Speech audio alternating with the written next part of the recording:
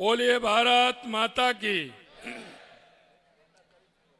भाई ये बनासकांठा की आवाज है, जरा राजस्थान के बिल्कुल बॉर्डर है, तो आवाज तो आगे निकलनी चाहिए कि नहीं निकलनी चाहिए। ये गुजरात की हवा पूरे देश में जानी चाहिए कि नहीं जानी चाहिए। तो जरा जोर से बोलिए, भारत माता की, भारत माता की, भारत माता की, अम्बे मात की, धरणीधर भगवान की, पातालेश्वर महादेव की, बनासरी पवित्र धरती की। आज के हमारे बनासकांठा के लोकसभा के प्रत्याशी बहन श्रीमती रेखा बहन चौधरी के नामांकन सभा में हमारे पार्टी के वरिष्ठ नेता मंत्री प्रभारी मंत्री बलवंत सिंह जी राजपूत साहब, सांसद बाबूभाई देसाई जी,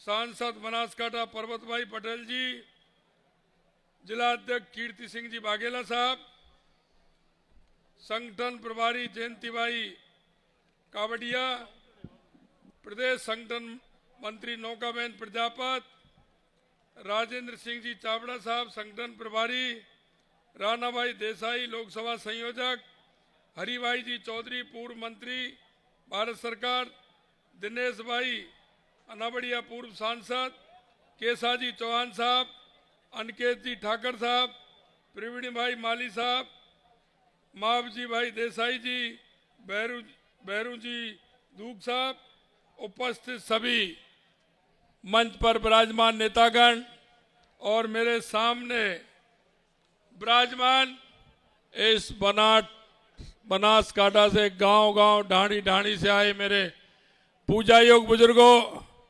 नौजवान दोस्तों और इतनी बड़ी संख्या में आई मेरी माता बहनों, सबसे पहले तो मैं आपका वंदन करता हूं, आपका अभिनंदन करता हूं, आप सभी को प्रणाम करता हूं।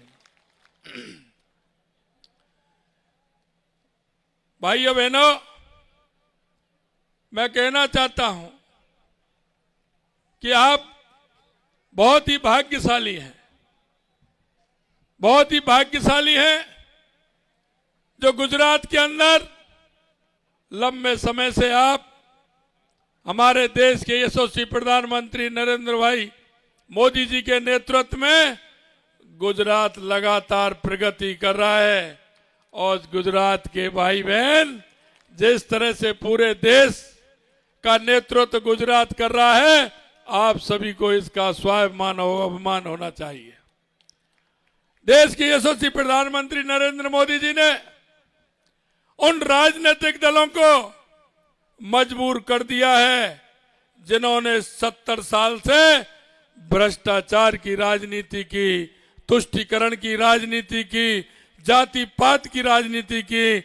उन ऐसे राजनीतिक दलों को मजबूर कर दिया कि आज आप देख रहे हैं जिस तरह से वो राजनीतिक दल अपनी स्थिति को पहचान पाए हैं। एक वो राजनीतिक दल जिन्होंने देश में पंचायत से लेकर के पार्लियामेंट तक उनका राज होता था, आज वो छोटे छोटे दलों से समझौते करने के लिए तैयार हो रहे हैं। उन दलों के साथ समझौते करने को वो कांग्रेस तैयार हो रही है जिनकी राज्य में 1 या 2 सीट होती हैं। उनको इतना स्थिति उनकी खराब हो गई क्योंकि उनकी स्थिति खराब इसलिए हुई थी कि उनकी कथनी और करनी में अंतर था। वो जनता के सामने आते थे, हमेशा गरीबी हटाओ का नारा देते थे, हमेशा वो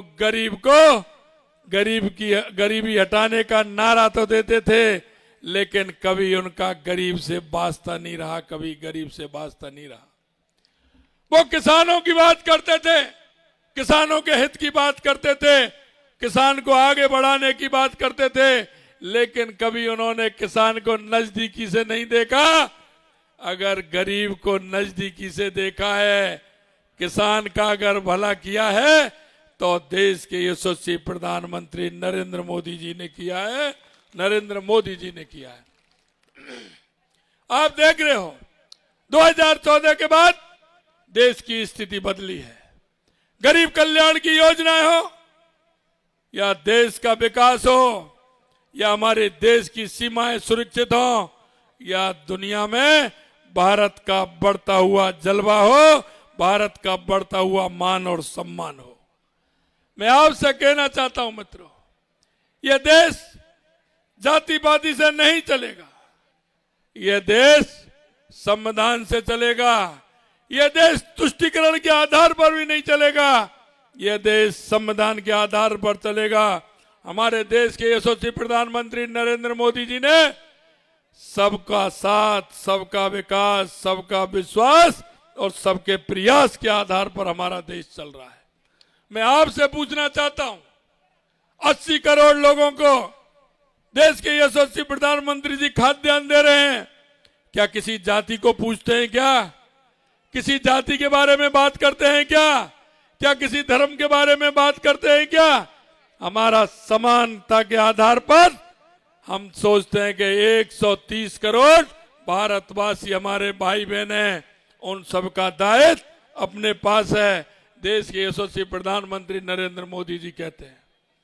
मैं आपसे कहना चाहता हूं मित्रों, इस देश में भ्रष्टाचार से भ्रष्टाचार होते थे। 2014 से पहले आपने देखा होगा, हजारों करोड़ रुपए के भ्रष्टाचार होते थे, गरीब कल्याण की बातें होती थी, तुष्टीकरण के आधार पर सरकारें चलती थी। आपने देखा होगा 2014 के बाद देश में कहीं एक भी कोई भ्रष्टाचार देखा है क्या?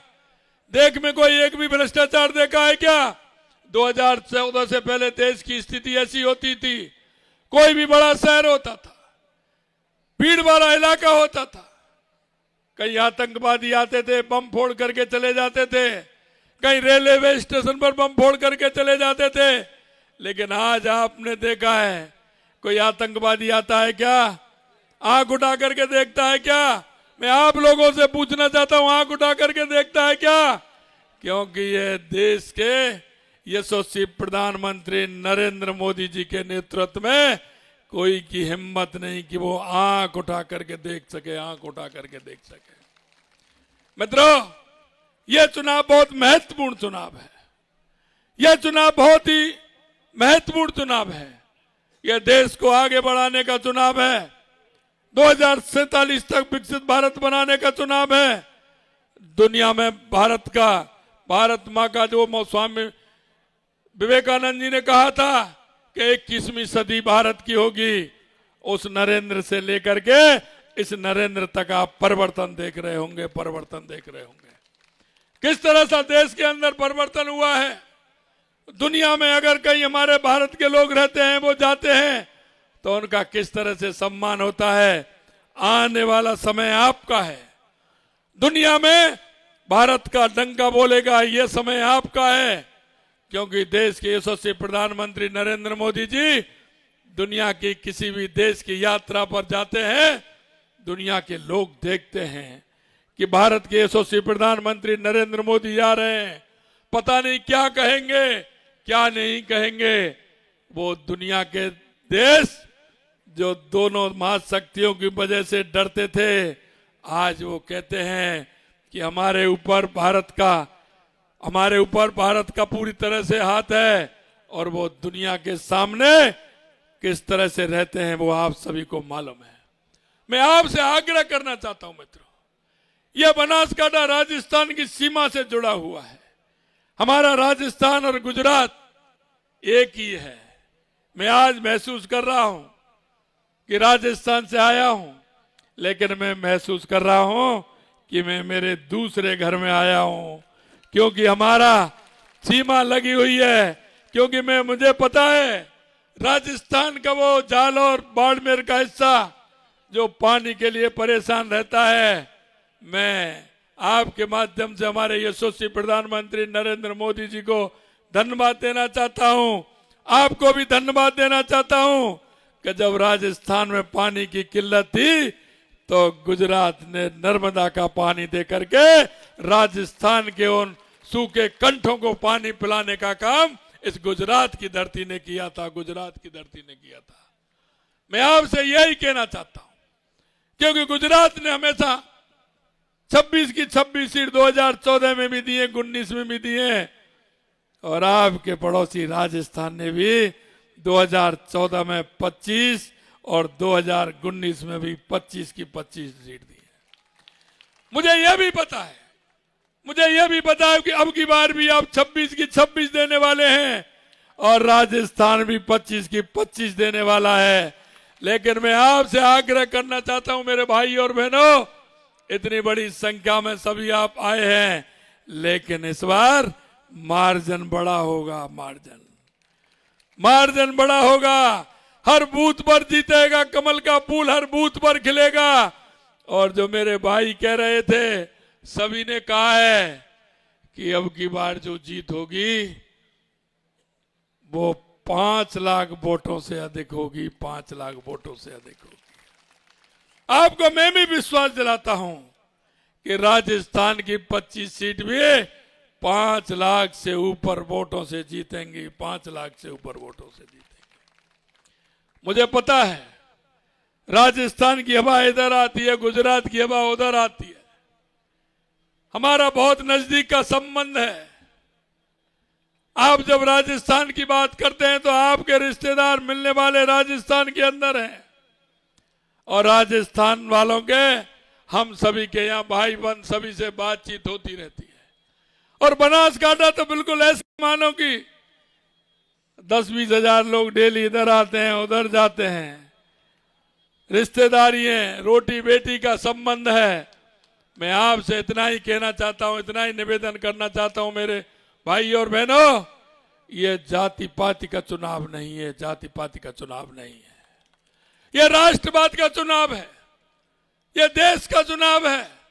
आपने देखा होगा जिस तरह से यशस्वी प्रधानमंत्री नरेंद्र मोदी जी के नेतृत्व में हमारी वो गुलामी के चिन्ह जो थे उनको मिटाने का काम किया है, और हमारे सांस्कृतिक पुनरुत्थान के काम थे, उनको माननीय देश के यशस्वी प्रधानमंत्री नरेंद्र मोदी जी ने, आपने देखा होगा, चाहे हमारा सोमनाथ का मंदिर हो या महाकाल उज्जैन का मंदिर हो या हमारा राम मंदिर हो, 500 साल से भगवान राम टेंट में रहते थे।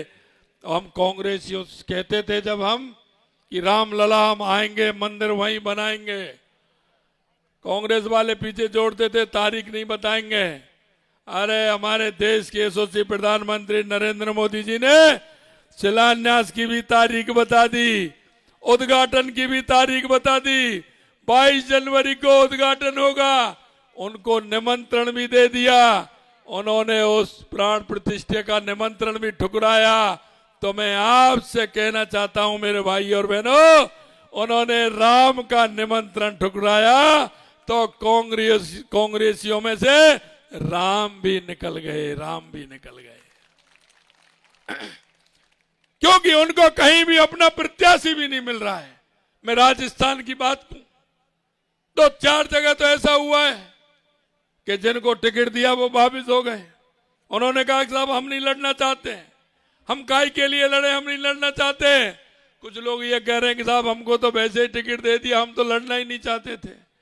बार बार टिकट बदल रहे हैं, क्योंकि जो राम का नहीं तो राम जी को भी पता है, जो राम के काम का नहीं वो किसी के काम का नहीं।